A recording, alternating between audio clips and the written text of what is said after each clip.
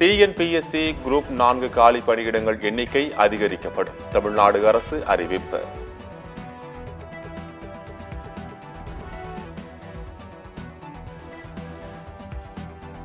சென்னை உயர்நீதிமன்ற தலைமை நீதிபதியாக KR ஸ்ரீராம் நியமனம்.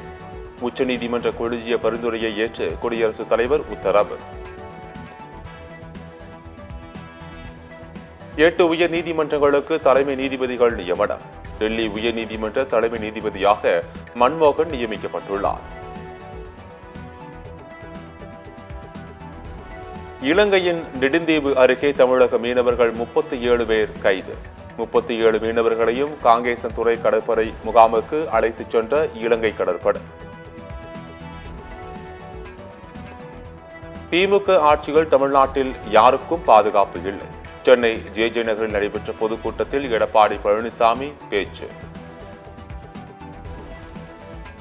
விழுப்புரத்தில் அடுத்த மாதம் 27ஆம் தேதி நடைபெறவுள்ள தமிழக வெற்றிக் கழக மாநாடு.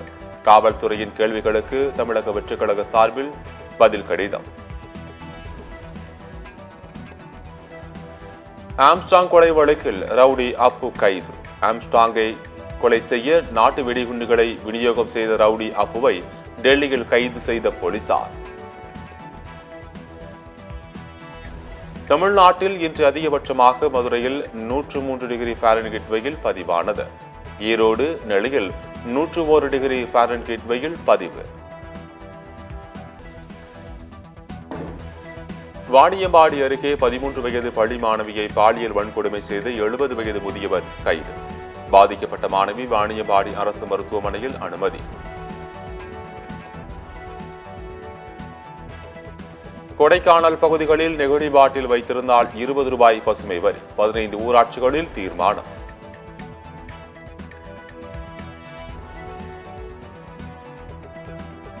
திருப்பூரில் முதலீடு செய்த பணம் ஒரே மாதத்தில் இரட்டிப்பாகும் என கூறி 77 லட்சம் ரூபாய் மோசடி. சென்னையைச் சேர்ந்த 4 பேர் கைது.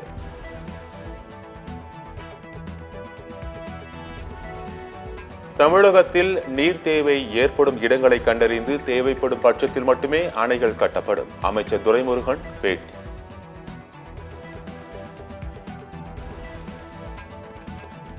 அணைகள் நெசசிட்டி பார்த்து செய்வோம்.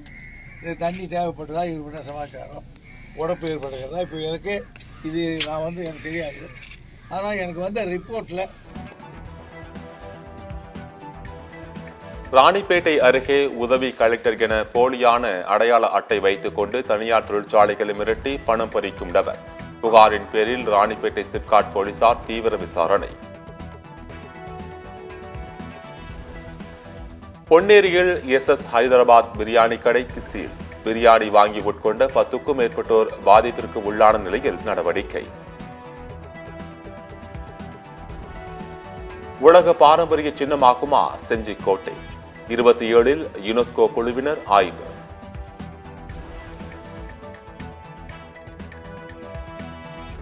சீக்கியர்கள் குறித்த தனது பேச்சு குறித்து பாஜக பொய்களை பரப்பி வருகிறது. ராகுல் காந்தி குற்றச்சாட்டு. டெல்லி முதலமைச்சராக ஆம் ஆத்மி கட்சியை சேர்ந்த அதிஷி பதவியேற்றார். துணைநிலை ஆளுநர் VK சக்சேனா பதவி பிரமாணம் செய்து வைத்தார்.